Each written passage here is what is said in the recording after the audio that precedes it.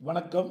பொன்மனச்செம்மல் புரட்சித் தலைவர் எம்ஜிஆர் அவர்களையும் இதயம் புரட்சித் தலைவி அம்மா அவர்களையும் வணங்கி, தம்பிகளே தங்கைகளே, முதல் முறையாக வாக்களிக்க போகும் இளம் வாக்காளர் தங்கங்களே, வரும் 23ஆம் தேதி வியாழக்கிழமை நாம் அனைவரும் தமிழ்நாடு சட்டப்பேரவை தேர்தலுக்காக வாக்களிக்க வேண்டும். இது நம் அனைவரின் ஜனநாயக கடமையாகும். நீங்கள் வாக்களிக்க போகும்போது ஒரு நிமிடம் சிந்தியுங்கள். ஒரு கல்லூரியில் சேருவதற்கு முன் அக்கல்லூரியின் தரத்தையும் அதன் கட்டமைப்புகளையும் ஆசிரியர் பெருமக்களையும் நன்கு ஆராய்ந்த பின் நீங்கள் கல்லூரியில் சேர்ந்திருப்பீர்கள். அப்படிப்பட்ட திறமைமிக்க இளைஞர்கள் உங்களுக்கான அரசை தேர்ந்தெடுக்கும் போது எவ்வளவு முக்கியம் என்பதை உணர வேண்டும். உங்கள் ஒருவரின் வாக்கு உங்களுக்கும் உங்கள் பின்வரும் தலைமுறையினருக்கும் சேர்ந்து போடும் வாக்கு என்பதை நினைவில் கொள்ளுங்கள். நீங்கள் தவறானவர்களை தேர்ந்தெடுத்தால் அது உங்களை மட்டுமல்ல, அடுத்த தலைமுறையும் சீரழித்துவிடும்.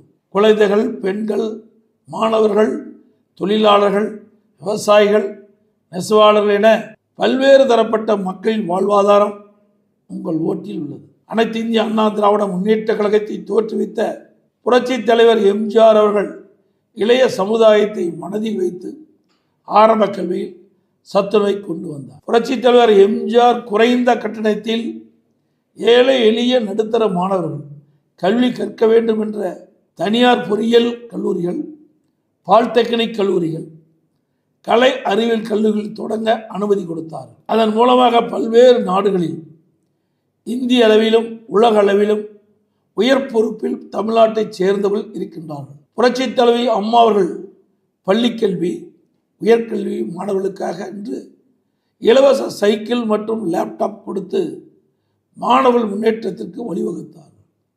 அதுதான் நம் அண்ணா திராவிட முன்னேற்ற கழகம் அந்த தலைவர்களை பின்பற்றி அம்மாவின் ஆட்சியில்தான் ஆரம்ப கல்வியில் பல்வேறு கட்டமைப்புகளை உருவாக்கினர். உயர்கல்வியில் 11 மருத்துவக் கல்லூரி மருத்துவமனைகள், 7 சட்டக்கல்லூரிகள், 67 கலை மற்றும் அறிவியல் கல்லூரிகள், 21 பாலிடெக்னிக் கல்லூரிகள், 4 வேளாண்மை கல்லூரிகள், 4 பொறியியல் கல்லூரிகள் என 5 கால்நடை மற்றும் அறிவியல் உயர்கல்வியில் ஏறத்தாழ 51.4% இலக்கை 2019-20ஆம் ஆண்டே அடைந்துவிட்டோம். கொரோனா காலத்தில் அனைத்து கல்வி நிறுவனங்களும் மூடப்பட்டு இருந்தது. பள்ளி மாணவர்களுக்கு ஆல் பாஸ் போட்டோம். கல்லூரி மாணவர்களுக்கு ஆன்லைனில் வகுப்பு, ஆன்லைனில் எக்ஸாம் நடத்தினோம். தற்போதைய திராவிட முன்னேற்ற கழக ஆட்சியில் கடந்த 5 ஆண்டுகளில் பள்ளிக்கல்வித்துறை சீரழிந்து விட்டது.